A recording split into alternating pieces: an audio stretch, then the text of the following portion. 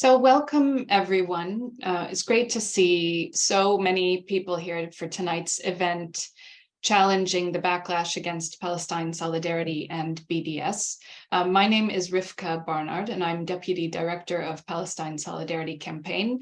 And it's a huge honor to be chairing this very important discussion tonight that's based around a new book published by Verso Press called Friends of Israel, the Backlash Against Palestine Solidarity. I've got my copy of the book here, and we're very pleased to have with us tonight the author of the book, Hil Aked, who's an investigative researcher, bringing a huge amount of expertise and experience to the topic. So it's going to be really great to hear from them tonight. Before introducing the topic more fully and before introducing the panel, I want to start by thanking the co-host of tonight's event, Makan, and also thanks for the support of the Anti-apartheid Legacy Center of Memory and Learning. And now to turn to our topic for the evening. As I mentioned, the event tonight is focused on Hil Aked's new book, Friends of Israel, the Backlash Against Palestine Solidarity. And I do want to mention that even if you haven't read the book yet, you'll enjoy and benefit from tonight's discussion. But I do encourage you all to buy and read this fantastic book.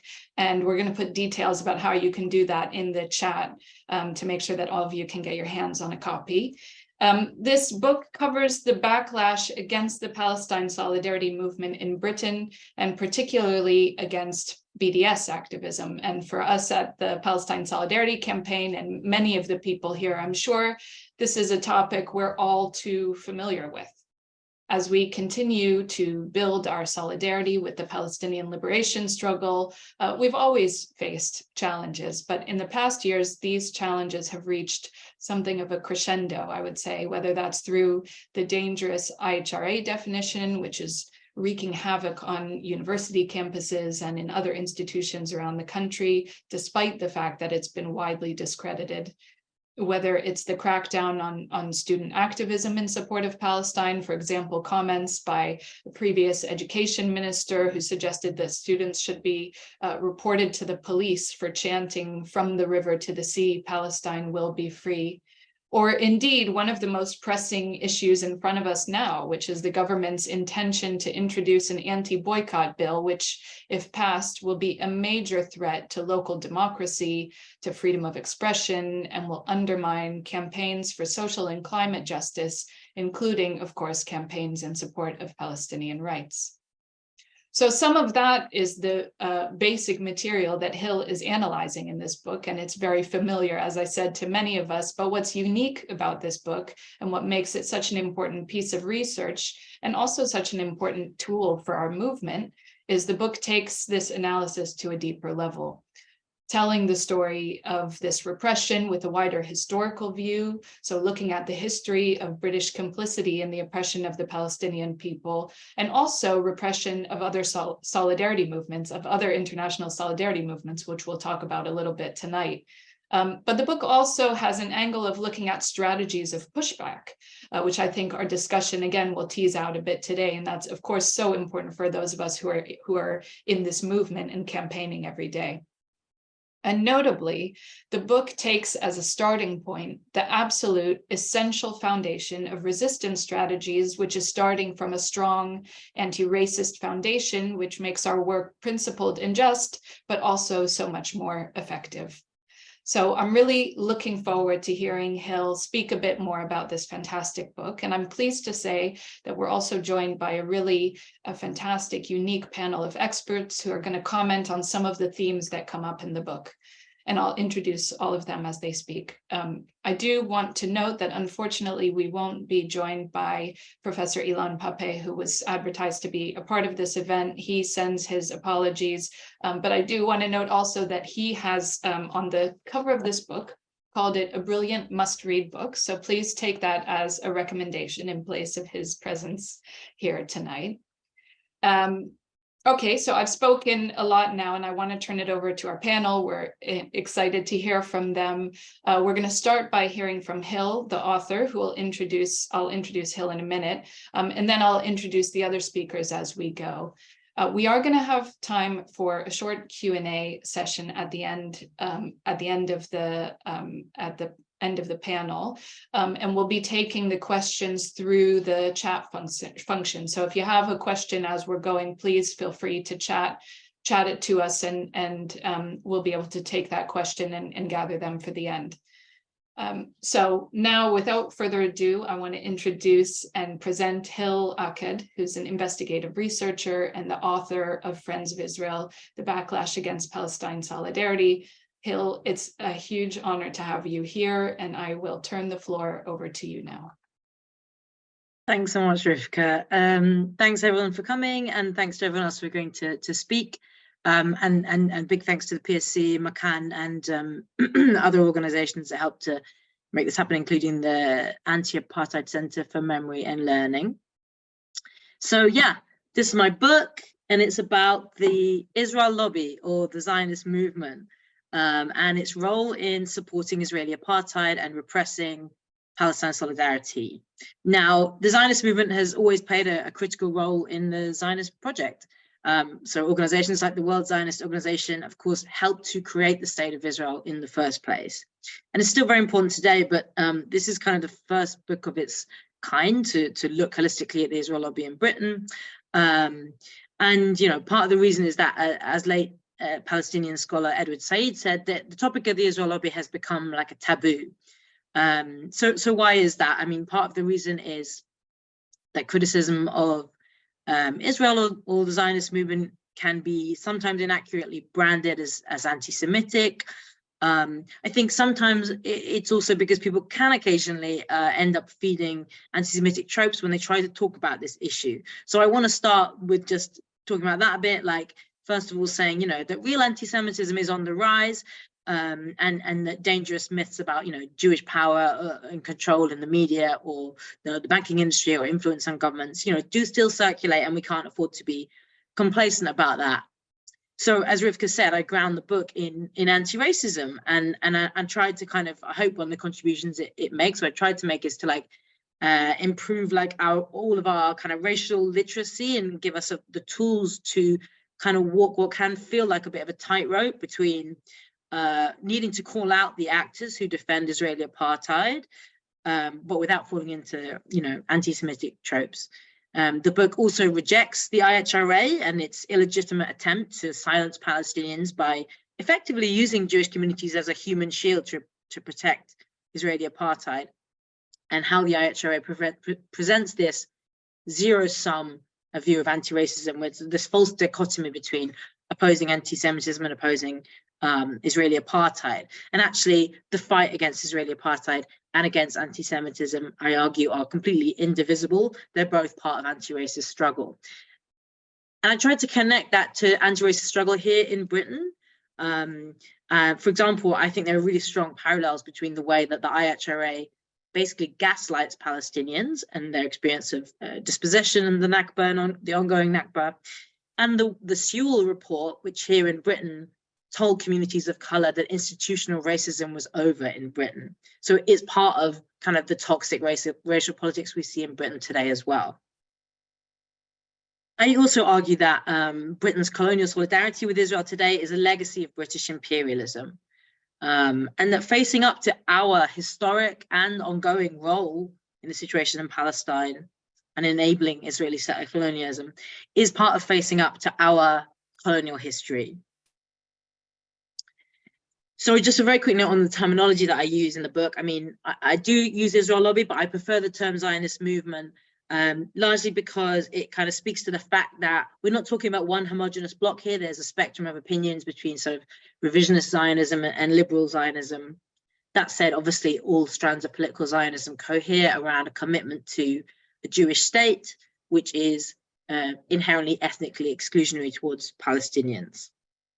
The definition of the Zionist movement I give is simply that organizations and individuals engaged in organized political support of Israel, the embodiment of the Zionist project.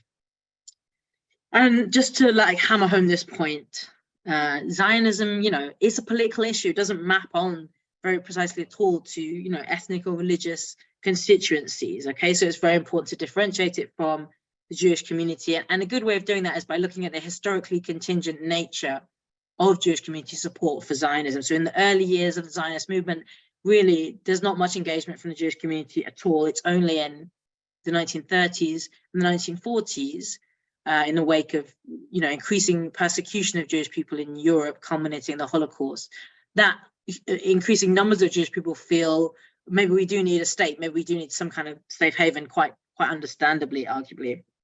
But it's always been an issue of division, and it very much is again today. And we're seeing actually increasingly, especially younger communities, like younger people in the Jewish communities, and more widely, turning away from Zionism. For example, a group like Judas is asserting a very strong Jewish identity, very separate to Israeli apartheid. And another important point is to make is that the Christian Zionism has always been extremely important, arguably predating Jewish support for Zionism in this country, from Balfour, from after Balfour, who issued the Balfour Declaration in 1917, to Michael Gove today. And I talk in the book about groups like Christian Friends of Israel and Christians United for Israel UK in that context. So, yeah, I mean, the fundamental issue the book is dealing with, to sum it up in a sentence, I think, is British complicity in the systematic denial of Palestinian rights. And I say that because some people could assume wrongly that what I'm talking about is a question of foreign influence, but actually I'm not. I'm talking about how Israel's supporters in Britain, both in government and in civil society, enable Israeli apartheid, and that's quite different. So I absolutely do not think that Zionist movement influence is the reason that Britain supports Israel. In fact, it's kind of the opposite. So the Zionist movement was actually fostered by the British Empire in its early years, and its development is very much intertwined with the history of British imperialism. So, for example, some of the key organs of the Zionist movement, such as the Jewish Agency and Keren Hayesod, are founded during the era in which the British Empire ruled Palestine under the mandate for nearly 30 years. Now, those organizations that I mentioned in the Zionist movement have been supplemented over the years by a host of other organizations, which I tried to map out in the book, the most important ones. For example, obviously in Parliament, I traced the evolution of Christian Friends of Israel and Labour Friends of Israel. Talk about a body called BICOM, which works predominantly on influencing the media in this country. And I also kind of profile a group called UK Lawyers for Israel, which many of you will probably have heard of. It's extremely active in attacking, using legal means, a range of charities and especially local councils in some high profile cases. And we'll talk more about lawfare later. I also look at the university sphere and the cultural arena. One of my main arguments, though, is that the reason that the Zionist movement has become more visible and had to become more active in recent years is in response to the boycott, divestment, sanctions movement and its potency and its growth. So Israel's, initial attempt to sort of rebrand itself in the 21st century was Brand Israel, right? The attempt to sell Israeli apartheid as somehow progressive, using LGBTQI plus rights, so essentially pinkwashing, saying, we're a haven of women's rights, we're environmentally friendly, we're the startup nation, we're a high-tech hub. All these kind of Hasbara propaganda talking points didn't work, right? They failed. So in addition, Israel has now adopted a strategy, a PR strategy that's actually very similar to what apartheid South Africa used in previous decades. And we're going to hear from Christabel later about the South Africa case. And that PR strategy is, I use the phrase new public diplomacy in the book. Essentially what it means is increasingly relying on non-governmental actors in civil society to fight Israel's battles, okay? And when I say civil society, I mean everything that's not the market or the state, so trade unions, faith organizations, universities, cultural institutions. And these are in civil society that BDS initiatives emerge because the call came from Palestinian civil society and addresses civil society because governments have failed to deliver justice. And why this kind of state-private network PR strategy is successful is because it combines the resources and the power of states with the flexibility and the perceived independence and the perceived credibility of non-governmental actors and a degree of deniability.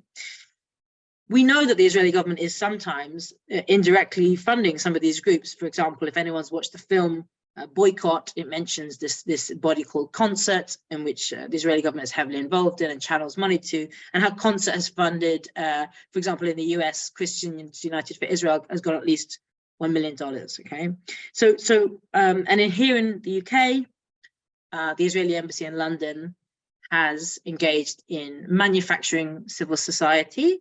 So what I call astroturf groups, because they're sort of largely fake grassroots groups. And some of these hyper-local Friends of Israel groups were partly created by the Israeli embassy, and I lay out the evidence for that in the book. But why is the Israeli embassy having to do that? The answer is because actually apartheid Israel isn't actually managing to spontaneously marshal much support at the grassroots at all anymore. It used to be able to draw quite large crowds to the street for protest, and it really can't anymore. So the current backlash, or the wave of repression that we're seeing, is because Israel and its allies are losing the argument, okay? In the court of opinion, they're really failing to justify the unjustifiable system of apartheid that is imposed on Palestinians. And so that's why we've seen in more recent years this turn to even more aggressive and bullying strategies to silence Palestinians and their allies. So we're talking about things like blacklisting, surveillance, intelligence gathering, use of spyware, cyber attacks, and the attempt to conflate anti-Zionism with anti-Semitism. And of course, lawfare tactics, which I already mentioned, including the prosecution of BDS activists around the world, and passing repressive legislation to outlaw BDS, which we'll talk about more tonight, because as you probably know, the British government looks set to table some legislation very soon. And that fits a wider pattern of authoritarianism, both by the British government and by many states around the world who are kind of shrinking the space for democracy, for protest, for human rights activism. I've been told I've got 2 minutes left, so my final points are these. While this kind of coercive backlash that we're seeing has had an impact in, to some extent, chilling activism and extracting a price tag, which is a phrase they brought off the settler movement, the book hopefully also shows the limitations of the power of pro-Israel actors. And I think the fact, as I said already, that they've had to mobilize is a testament to the potency of solidarity and the real potential of Palestine solidarity and the BDS movement to erode support for Israeli apartheid. And overwhelmingly, this backlash has not been able to demobilize BDS, and the movement continues to grow. So I hope the book is like a useful resource for the solidarity movement and increases understanding and lessens kind of fear of speaking out, and makes it possible to kind of speak out competently and confidently, and empowers action and solidarity with Palestinians. I just want to end by emphasizing, that I think that part of what Israel and the Zionist movement wants is for Palestine solidarity actors to become isolated from the wider left. And so for me, I think that intersectionality and collective liberation politics need to be absolutely central to our movement, not just because it's strategic in order to have strong alliances with other social justice actors to resist this repression, which affects many of us, but also because, the struggle for justice in Palestine is part of the struggle for a better world. And I'll leave it there. Thank you. Thank you so much, Hil. That's a fantastic introduction to the book. And obviously, everyone here is definitely encouraged, and I'm sure now very moved to pick up a copy and really deep dive into the content, which I can say from having read it over the week is a really fantastic read. So with that, I want to turn over to our next speaker. So we're really lucky because we're going to have all of these different speakers who are picking out themes on the book, and we'll talk about them. So all of it ties back to that fantastic piece of writing that we're talking about today. Our next speaker is Saleh Hijazi, who's a campaigner at the Palestinian Boycott, Divestment and Sanctions National Committee. Saleh previously worked for Amnesty International, Human Rights Watch, and Al-Quds University Human Rights Clinic.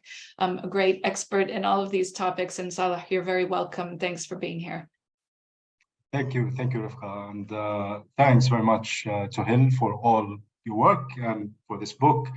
Thanks to PSC and Makan who helped organize, and all others who helped organize this event. It's really a great honor to be sitting on the panel with all you distinguished colleagues, and greetings to all from Ramallah. I guess I'm saying this because it frames basically what I'll be saying. And I want to start off kind of somewhat similar to how Hil starts off some of the chapters in the book by linking them to what's happening on the ground in Palestine, and say that the backlash and the organized campaigns to repress solidarity with Palestine and BDS in the UK and elsewhere is directly linked to what happens on the ground in colonized Palestine. That the continued and escalated effort to legitimize and criminalize not only BDS, but even mere expressions of solidarity directly correlates to further entrenchment of the Zionist settler colonialism and apartheid and the escalation of resistance against it on the ground. So there are two lenses in a way to view the situation on the ground. First is the increased brutality of Israeli apartheid regime led by Israel's most right-wing and racist government to come to power, with ministers self-proclaimed fascists who do not hide their view of Palestinians as an inferior racial group and their intentions of erasing us. Half of the 14 million Palestinians remain forcibly exiled outside of the country, while those that remain live under a brutal apartheid regime that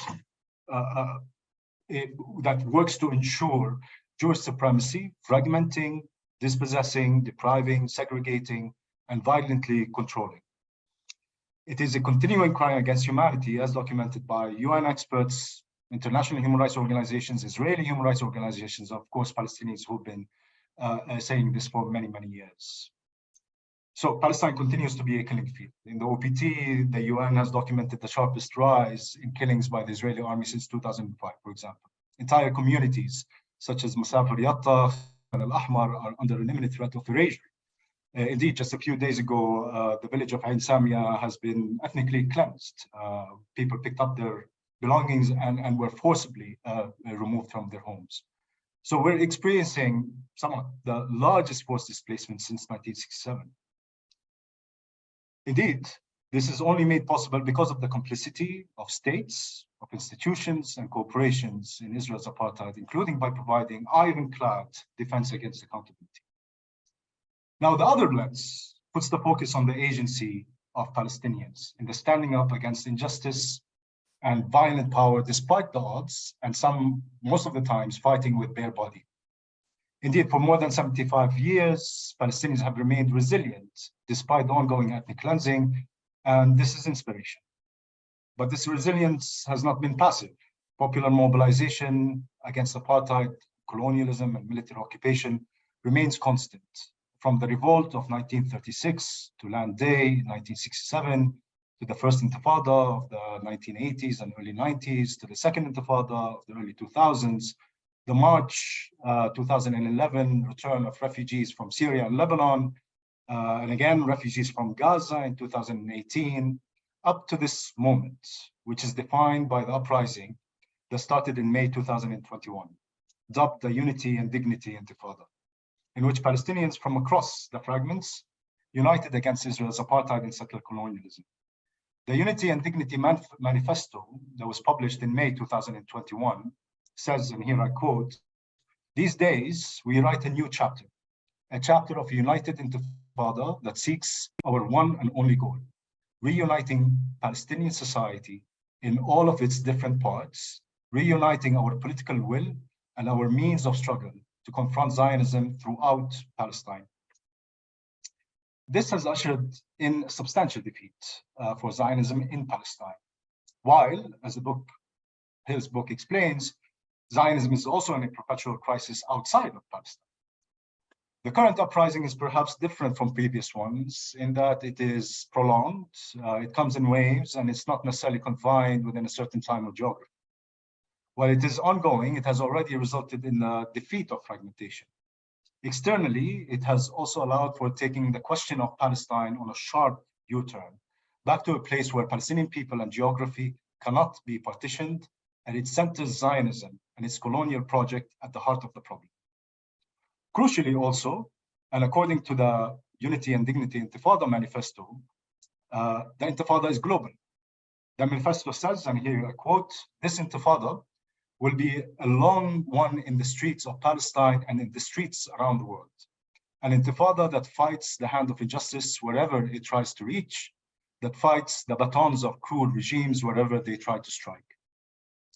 It is here where I think the importance of this book, as part of larger efforts that seek to expose and confront Zionism outside of Palestine, particularly with regards to BDS lives. The BDS movement, the Palestinian-led global progressive movement, is anchored on three main principles. One, it is the indivisibility of justice and the associated ethical duty to consistently stand in international solidarity with struggles against oppression everywhere. The second is the profound ethical obligation to do no harm and to prepare harm done by others, but by you or others in your name. And third, and most relevant here, is the intersectionality, which connects the Palestinian struggle for freedom, justice, and equality with struggles for racial, indigenous, economic, social, gender, and climate justice worldwide. And it is here where the importance of centering Zionism and confronting it is crucial. The Israeli regime of oppression is not only a threat to Palestinian people, it is also a threat to millions around the world as it tests its doctrines, its repression mechanisms, and its military and security products on Palestinians, then exports them to governments and other actors worldwide. But the intersectionality goes beyond, goes further, as this book explains, that Zionist groups and individuals, and in their effort to repress Palestinian struggle for freedom, justice, and equality, and the solidarity movement with supporting it, entrench racism and authoritarianism, undemocratic practices that harm, first and foremost, the citizens of the countries in which these acts are carried out. So, to conclude here, not really good for time, but I feel I'm getting close to it. I want to go back to the point that I started off with, the correlation between Zionist brutality and resistance against it on the ground in Palestine and the Zionist repression and the solidarity movement confronting it outside. The Palestinian Unity Uprising was met with massive solidarity actions worldwide, which in turn was met with repression, a wave that we're still living right now. The defiance against repression, including through the exposure of mechanisms and players behind the Zionist backlash, will then be met with empowered resistance on the ground here. So work like the one presented in Hil's book, or which is carried out by colleagues here in this room and along in the panel with me, or is central in the struggle for freedom, justice, and equality in Palestine and elsewhere around the world. It empowers proactive resilience on the ground while simultaneously targeting the main source of power for Zionists outside, the complicity of states, institutions, and organizations, a complicity that must end. Thanks very much. Thank you. Thank you so much, Saleh. That was fantastic. And thank you for bringing to the space the spirit of Palestinian resistance and the struggle, which I think is so central to the work that we do, and also to the book that Hil has written and gifted to us here. So thank you for that. Looking forward to hearing from our next speaker now, who is Giovanni Fassina, who is the director of the European Legal Support Center, which is the first and only independent organization defending and empowering the Palestine solidarity movement in Europe through legal means. Giovanni, it's great to have you here, and we're looking forward to hearing from you right now. Thank you so much for inviting me. Thanks for the organizer, and First and foremost, really thank you so much, Hil, for this book, which is amazing. It's very well written, very thorough. Like the argument they are making are extremely compelling and quite convincing, honestly. And again, this was very, very needed. No, I take it from what Saleh was talking about, because indeed, like, the repression is happening in Palestine, but this is a form of transnational repression, which is taking place also indeed in Europe. And that's also the reason why our center has been established by the Palestinian NGO network in order to provide legal support to advocates of Palestinian rights facing this kind of oppression. And this is an event organized in the UK, and the book also explained very well what are the main actors in the UK. involved in the repression, but this is something that is like the repression is happening in many countries in continental Europe, Netherlands, Germany, Austria, Italy. Today I would just like to tell you a bit more what is the landscape, I would say, in Europe when it comes to repression, and also what is the landscape in terms of successful pushbacks, because there is a lot of solidarity is also extremely important in order to successfully push back against these attacks.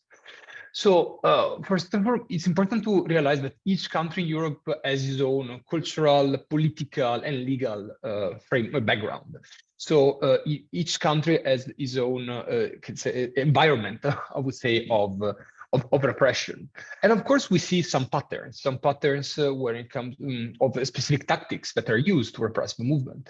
And these tactics are mainly smear campaigns, disruption of events, surveillance, but overall the main goal is to create a chilling effect, a climate of self-censorship, to make Palestine a topic which indeed is kind of toxic, that no one should want to be associated with, you know, because it's too heated, too controversial. That's I would say, the common pattern of the repression that we are witnessing in Europe nowadays. So I will start with the Netherlands, with a recent case, which involved directly the BDS activist, because in early 2022, a group of Students for Justice for Palestine, and a group of scholars for Palestine decided to file a Freedom of Information Access request to 10 universities, Dutch universities. They did this with the help of another Dutch human rights organization called the Rights Forum. So they filed this Freedom of Information request, FOIA, because they wanted to get documents and information and contracts about the connections between Dutch university with Israeli partners and Israeli governments and universities. Moreover, they also wanted to better understand whether Dutch university were having human rights policies in place in order to assess potential violation of human rights when dealing with Israeli partners. And since there was and also we wanted to get more information about pro-Israel advocacy organization based in the Netherlands. So after they filed this FOIA, the FOIA was immediately leaked. Some people in the university leaked it to the press.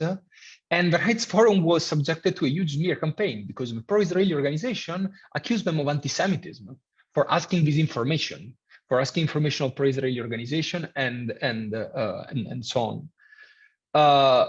This, of course, was kind of like a shock. And eventually what happened was that the university basically decided to not comply with the FOIA and to not disclose any information regarding the pro-Israeli advocacy organization, and also to not disclose any information about any kind of human rights due diligence policy they might have.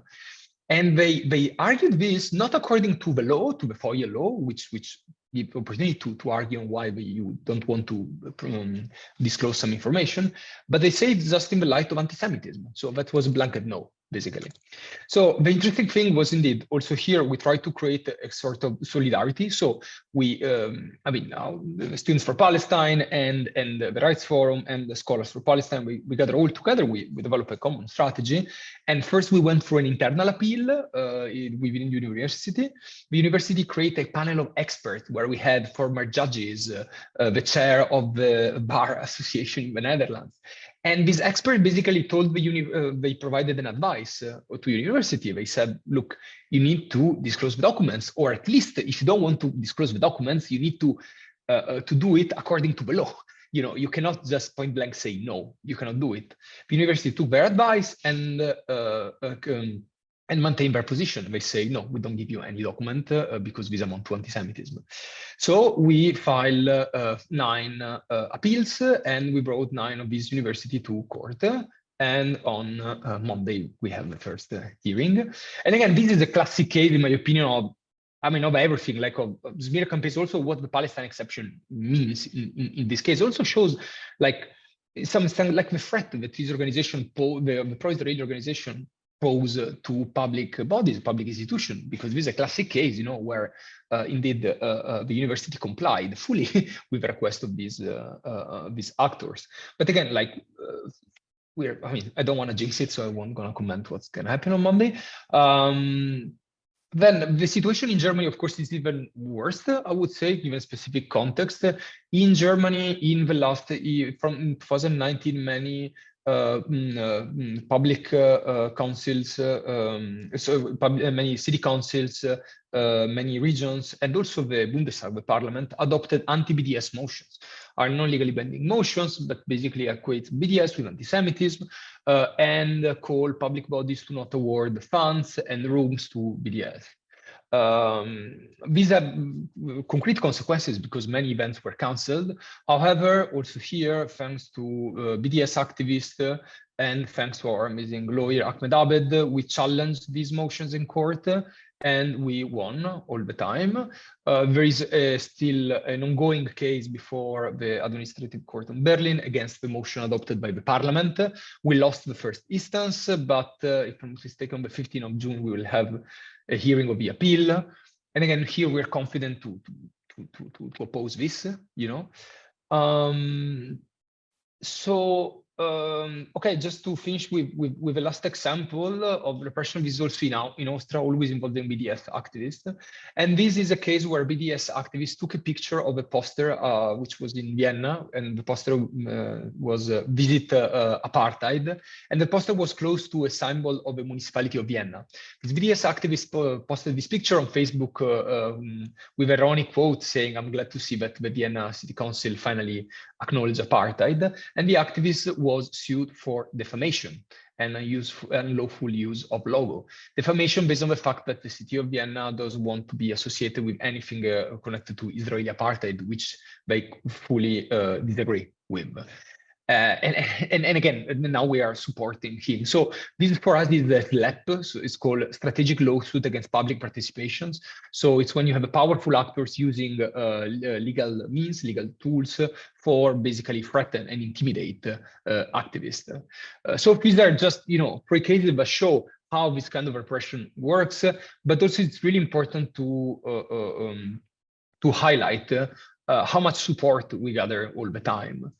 From activists, for a broader network of people who donate, who support us, and because the goal of the repression is to isolate people. That's the main thing. They would just want to isolate us, you, our community, from other communities. And that's why, as he was saying, like intersectionality is really important, and solidarity is at the core of the work if you want to keep resisting this. Thank you. Thank you so much, Giovanni, and thanks to the European Legal Support Center, ELSC, for all of the fantastic work that you're doing across Europe and indeed here in the UK.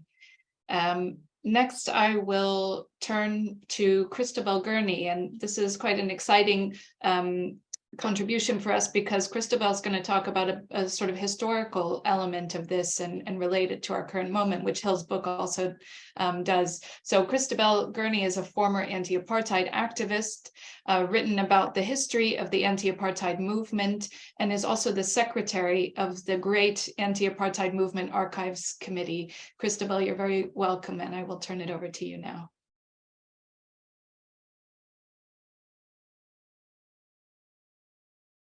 I think you're muted, Christabel. Sorry. That's not a good start.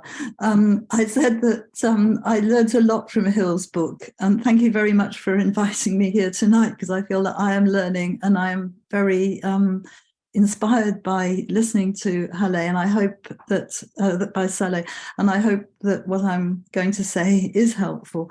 You've invited me here tonight because I think the anti-apartheid movement, the anti-apartheid struggle, is seen as a successful struggle. But the first thing I want to say is that it didn't always seem like that at the time. And in the 80s especially, there was horrific repression in South Africa, which energized the movement here.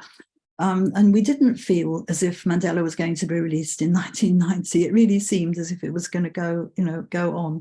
And the other thing, of course, is that the 1994 in as far as the movement was successful and apartheid was ended with the democratic election in 1994, it was primarily because of the resistance of the people inside South Africa, but helped by the global solidarity movement, and especially the movement for boycott, divestment and sanctions.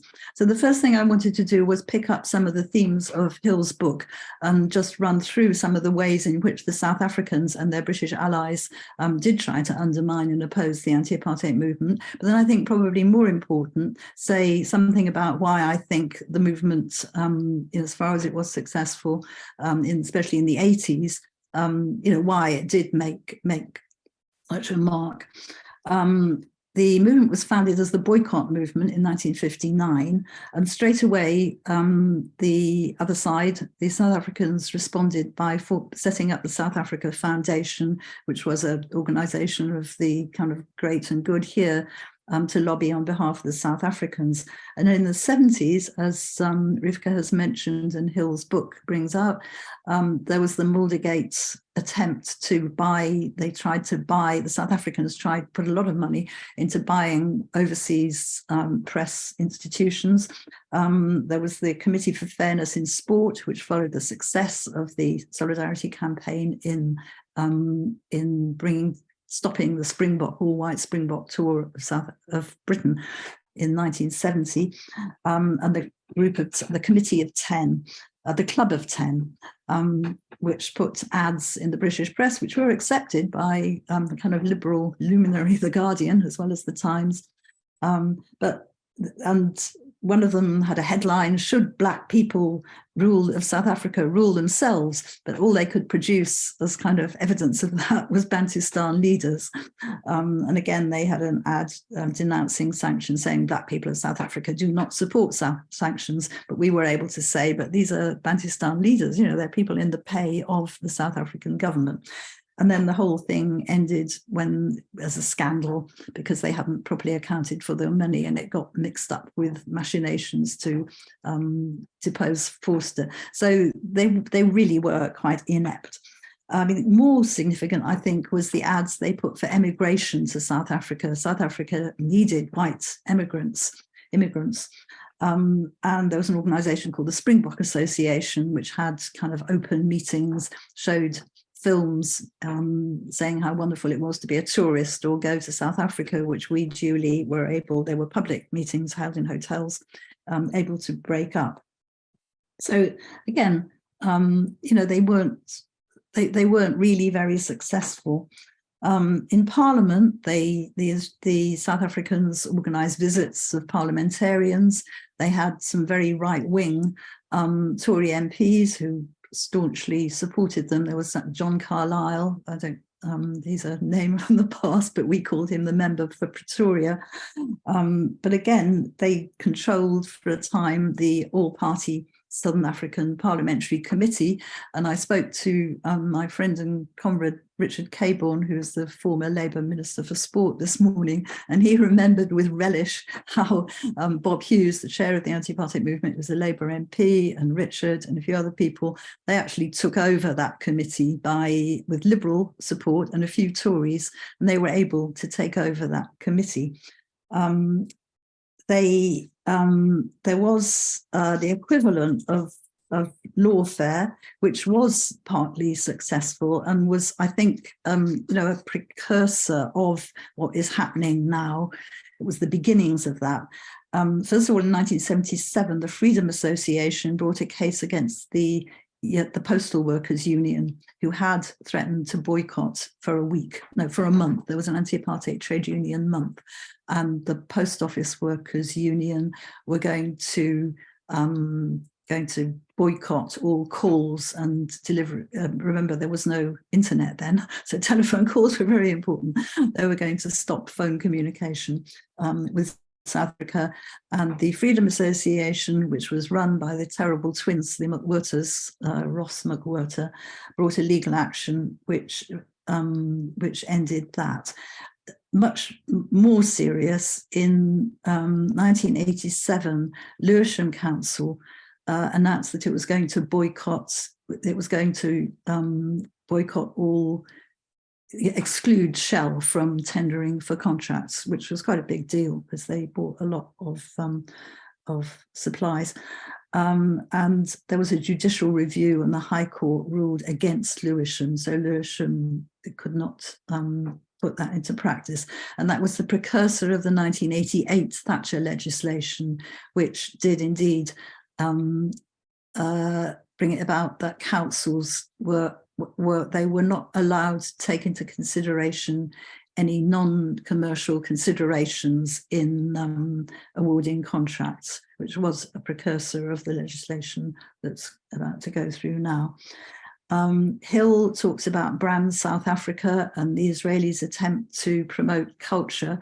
White South Africans had very little culture. The culture was all on the other side. That music, which was, really powerful. But what the white South Africans had was sport. And after South Africa had been thrown out of the major sports confederations, there were rebel tours financed by the South African government throughout the 80s, culminating in the Gatting cricket tour, which was a disaster because it went in 1990 and Mandela was released while they were there, and they met with widespread opposition within South Africa. So I think that all those things that the South Africans tried to do, they were not as effective as the Israelis, and they could not weaponize anything anti-Semitism in the way that the Israelis had. Because if you think about it, the equivalent was saying you are anti-white, which was a non-starter. Although they did in the 70s especially try to vilify the anti-apartheid movement as being communist. We're talking, we're in the era of the Cold War here, which was in some ways similar, but I think not as powerful. And the real block all along to BDS, I think, was the very strong economic and sort of historic connections between Britain and South Africa. South Africa had been a British colony. Apartheid was a development of British colonialism. And this was kind of exemplified in the Thatcher government, because Margaret Thatcher, who was the Prime Minister from 1979 to 1990, she was viscerally opposed to sanctions. She felt that she had a very strong connection with the kind of white South African establishment. Dennis Thatcher visited, they had business interests there. And it's not always realised, I think, because anti-apartheid is seen as being successful, that actually the British government did absolutely nothing in the way of sanctions. She undermined Commonwealth sanctions in 1985. She banned Krugerrands, gold coins, which wasn't exactly a major thing. They said they would stop government funding for trade missions.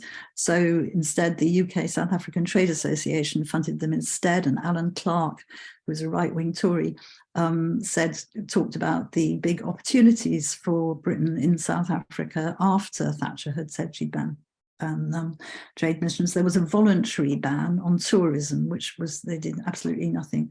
So the real achievement of the anti-apartheid movement was in creating a broad movement, a broad people's movement.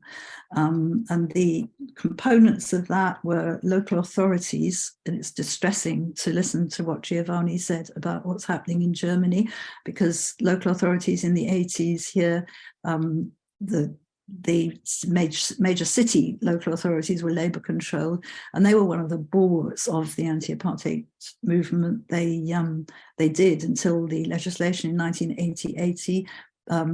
Many local authorities had created anti-apartheid zones where there was no purchases of anti-apartheid goods. Pension funds, more than half of all local authority pension funds. My Mac is going to run out of battery. I'm so sorry.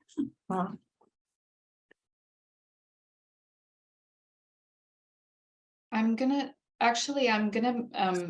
Christabel, if it's okay, we'll just stop there, and actually maybe we can come back to some of those things if you want to just end there, and we can come back to some of that content in the questions. Yeah, that's fine. So what I'm saying is that it was a people's movement, and I just wanted to say at the very end that the legacy, anti-apartheid legacy movement centre is supporting us tonight, and that we very much want. The purpose of that is not just to look back at the history of the anti-apartheid movement, it's to create a forum where we can work with other movements like the movement on Palestine to create that intersectionality that we've been talking about tonight. Thank you so much, Christabel, and thanks for especially that note to end on. It's so, I mean, it's such an honor and a privilege both to have exactly as you said, the history that you've brought into the room here, which I think is really useful for all of us to hear, but also that that this is an ongoing struggle that you and the center are very much a part of still. So thank you so much for that. So much rich material for us to talk about here. Last but not least, I want to turn to Aimee Shalan, who is the co-director of Makan, who's one of our co-hosts for tonight.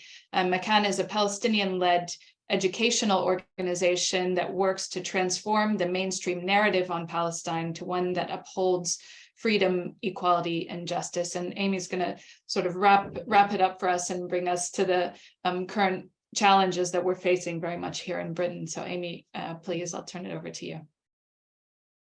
Thank you, Ryvka. I'd like to thank PSC and everybody involved in tonight's event, and particularly Hil for writing such an excellent book. I'm going to focus on the situation in Britain today, but before I do, I'm just going to talk a little bit about, or a little bit more about Britain's historic role, just as further context to the really important corrective that Hil has put forward to misguided narratives that position support for Israel as a problem of foreign influence undermining British democracy. Obviously, British suppression of Palestinian history and its role in the dispossession of Palestinians isn't anything new. The Balfour Declaration, which has already been mentioned, promised away Palestine, as Edward Said put it, in flat disregard of both the presence and the wishes of the native majority. And it's directly connected not only to the ongoing situation, but really to a colonial mindset that persists to this day. Having just marked 75 years of the Nakba and the legacy of British complicity in the oppression, or rather the legacy of British complicity in the oppression of Palestinians has never really felt as acute as it does now. And it's vital to remember that the system that the British used to suppress Palestinian self-determination during the mandate not only included house searches, night raids, beatings, imprisonment, torture, and deportations, but also the establishment of a legal system that fined, restrained, detained, and killed Palestinians, demolishing their homes, banning their newspapers, censoring their mail and telephone calls, and taking away livestock and crops, imposing curfews and checkpoints, restricting travel, and even making singing and waving flags illegal. All of which paved the way for the laws, policies, and practices that constitute Israel's current settler colonial and apartheid regime. Understanding the long-lasting impact of British lawfare during the mandate, which was the bedrock of its colonial rule over the Palestinian population, is also crucial when it comes to navigating what is today an increasingly hostile environment here in Britain, where we're seeing these efforts to conflate anti-Semitism with legitimate criticism of the laws, policies, and constitutional order of the State of Israel, efforts that are threatening the very fundamental rights of Palestinians to describe their lived experience, and also the rights of others to advocate in solidarity with them. A critical history of how we got here, not only in terms of the ways in which successive British governments have been complicit over the decades in the ongoing oppression of Palestinians, but also in terms of the way in which the issue of Palestine, the book, increasingly become a means on both the left and the right of forging political identities. And that's really essential now, where we see two main parties in Britain laying claim to their long-standing pro-Israel credentials. Thus, in November 2021, at a moment when, as was mentioned earlier, international human rights organizations were declaring Israel an apartheid state. And also Israel was openly cracking down on leading Palestinian human rights groups by designating them terrorist organizations. The leader of the opposition, Keir Starmer, gave a speech at a Labour Friends of Israel event in which he praised Israel as a bastion of democracy and spoke out against the BDS movement, which upholds the simple principle that Palestinians are entitled to the same rights as the rest of humanity, on the grounds that it would do huge damage to the relationship between Israel and the United Kingdom. In his speech, Starmer not only equated anti-Zionism with anti-Semitism, he went a step further with the colonialist claim that Israel had made the desert flower, a reference to a statement by former Labour Prime Minister Harold Wilson in the 1960s, suggesting that the land was barren under indigenous Palestinians and only progressed thanks to Zionist efforts in Palestine.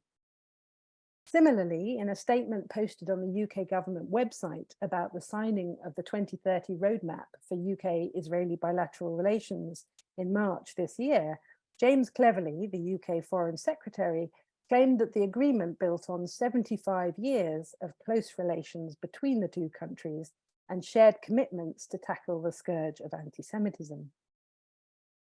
In recent years, then, Britain has not only stepped up its efforts on the international stage, adopting a highly regressive approach towards platforms in which Palestinians might have an opportunity to assert their rights, such as the Human Rights Council or the International Criminal Court, but also through domestic policies and practices. So we've seen, as Ryvka mentioned earlier, education institutions coming under mounting pressure to demonstrate compliance with the government's prevent strategy, with staff being advised to risk assess and manage Palestine-related activism as part of their prevent duty. And we've seen multiple cases where activists and academics expressing support for Palestinian rights or taking positions critical of Israel have been harassed and punished following the adoption of the IHRA definition of anti-Semitism by a wide range of institutions. So it's against this backdrop that Hil's book comes as a very necessary and timely intervention, highlighting as it does the extent to which support for Israel is an integral part of the British establishment, the falsity of the zero-sum view of anti-racism put forward by the Zionist movement, positing that one can either be an opponent of anti-Semitism or of Israeli apartheid, but not of both, and the extraordinary achievement of the Palestinian movement as a whole and the BDS movement in particular in continuing to struggle for freedom, justice, and equality, given the huge investment in the manufacture of civil society organizations dedicated in the service of Israel to closing down Palestine solidarity and the increasing costs associated with speaking out in support of Palestinians as a result of pro-Israel lawfare. The current government's plans to bring forward a bill, which is reported to be in its final right round stage, stopping public bodies from imposing their own BDS campaigns, is a significant ratcheting up in this wide-ranging and lengthy campaign to undermine efforts not only to hold Israel to account, but to crack down on the right to protest more broadly. Officials from the Department for Levelling Up, headed by Michael Gove, who is another long-standing friend of Israel, has said that the bill, which was announced in last year's Queen's speech, is going to be tabled soon. And although it's clearly designed to block actions to end Israel's impunity, it's set to have a much broader impact, as it's going to stop local councils or any other public body from making decisions that aren't in line with UK government foreign or economic trade policies. And as such, it presents a massive threat to the freedom of expression and the ability of public bodies and democratic institutions to spend, invest, and trade ethically in line with international and human rights law. As Hil rightly argues, what's at stake in all of this and in the Palestinian struggle for freedom is deeply intertwined with other social justice and liberation movements in Britain and beyond. And unsurprisingly, attempts to discredit the right to boycott campaign for taking a principled stance have already emerged. And it's easy in the face of such systematic, often vicious attacks on those who believe in democratic freedoms to feel more than little disheartened. But that isn't the main takeaway of Hil's book. And I found it particularly uplifting to see a quote from Khalil Gibran in the acknowledgements, who Hil cites as having once written that work is love made visible. It's really refreshing to know that a book on a topic such as this can be written not only with an immense academic rigor, but also with love. And it brought to mind a line from an essay by James Baldwin, which Palestinian author Susan Abdullawa drew on for her recent novel Against the Loveless World. In Baldwin's essay, which is a form of a letter to his nephew, he describes his birth and says, "Here you were, to be loved, baby, hard at once and forever, to strengthen you against the loveless world." The relentless backlash against the Palestinian rights struggle is in fact proof of the strength of the collective work of a growing body of grassroots organizations and unsung individuals who, despite decades of downward repression, are committed to continuing their work and refuse to give up on the hope of a much more loving world built on freedom, justice, and equality. And Hil's book is a much needed tribute to their bravery, resilience, and survival. Thank you. Here, here. Thank you, Aimee. That's beautiful words to end our panel on, and totally agree on that. Thank you to all of everyone who's just spoken. It was really fantastic to hear from everybody and all of these different angles. And I think it's going to also enrich the experience of reading Hil's fantastic book for everyone here to have heard everyone's voices. So thanks again to the fantastic panel. We're a little bit short on time, but I do want to put a few questions to the panel that have come through in the chat, and thanks for everyone who's been putting your questions and comments through. The first one actually is for you, Hil, and you touched on it a little bit, but I want to pick it up again, and that's a question about terminology. So you talked a little bit when you spoke about the terminology that you use in the book. Can you say something more about that? What informed the choices that you made in the terminology, and why was that important? Thanks, Ryvka. Yeah, sure. I mean, I didn't go into too much depth because I thought it was a bit academic and boring, but if you want to hear me go on about it, I can. The phrase the Zionist movement is, first and foremost, a phrase that the Zionist movement uses to refer to itself and has historically done. So that's one reason why it's appropriate.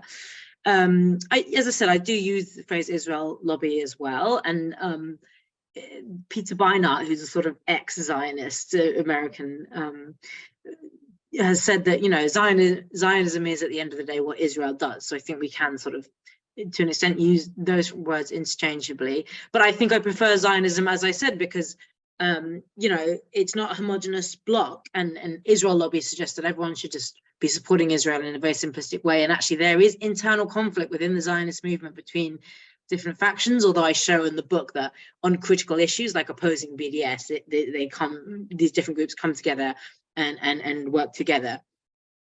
The phrase movement as well, I think, speaks to the fact that the Zionist movement has always been transnational. It's not a simple domestic lobby group like the National Rifle Association in America or something like that. And finally, I suppose I think movement encapsulates the wide range of activities in which it engages. So it doesn't just engage in sort of high level elite lobbying of politicians, but it also you know, makes political donations, it tries to influence the media, engages in repression of scholarship and student activism, does sort of astroturfing of fake grassroots stuff, digital campaigning, political donations, tries to set up fosters Israel studies in universities, engages in lawfare. So there's such a broad range of activities that I think movement is just a better word to capture. That's why, yeah. Thanks for that, Hil. And I think it's, I mean, it's been said already, but I just want to repeat that I think there's a lot of really useful, I mean, in your discussion about terminology, I think there's a lot of useful lessons for us in thinking about how we describe our work and also the detractors from our work. So really appreciate that. I want to turn to you next, Saleh, if that's okay. And it's also a terminology question. So we heard in what you were saying and know from our other work that the Palestinian-led BDS movement uses very specific language also, and notably the terms apartheid and settler colonialism. So I wondered if you could speak a little bit about why that language is significant for the Palestinian movement in describing the oppression you're facing. Sure, because it describes the reality of what it is. But I think, and let me say a little bit of this. I mean, the reality, as opposed to how it's portrayed in mainstream media by the Zionist movement and its allies of, perhaps some two equal sides who are in conflict with two legitimate claims that should be mediated, is basically a diversion from the truth. The truth is that the reality in which we live is that of colonialism, a colonial project that has clearly expressed in what its leaders, the leaders of this colonial project, say in the laws that are passed, in writings and the literature that aims to create a Jewish supremacist state in Palestine that imagines the erasure, complete erasure of the Palestinian indigenous population in this land, which was attempted in 1948 and which is actually right now a threat again by leaders, including ministers in the Israeli government, of a second Nakba, of the burning of the villages, that we're hearing even in the streets of Jerusalem, as well as in the Israeli parliament and in the government. So, and when that complete erasure didn't work, apartheid was then the only solution, is that you needed to ensure, as a colonial project, the complete domination by this one group over the other group, Jewish Israelis over Palestinians. But I think it's important here to kind of say that Palestinians have been conceptualizing, theorizing about this for a very, very long time. I mean, the first theorizing of Zionist apartheid, Zionist colonialism and apartheid, as also kind of part and parcel of what was going on in Southern Africa as well, as kind of same part of this project, happened in the 1960s with Faiz Al-Sail's book. A Palestinian diplomat and a writer wrote a book called Zionist Colonialism in 1965.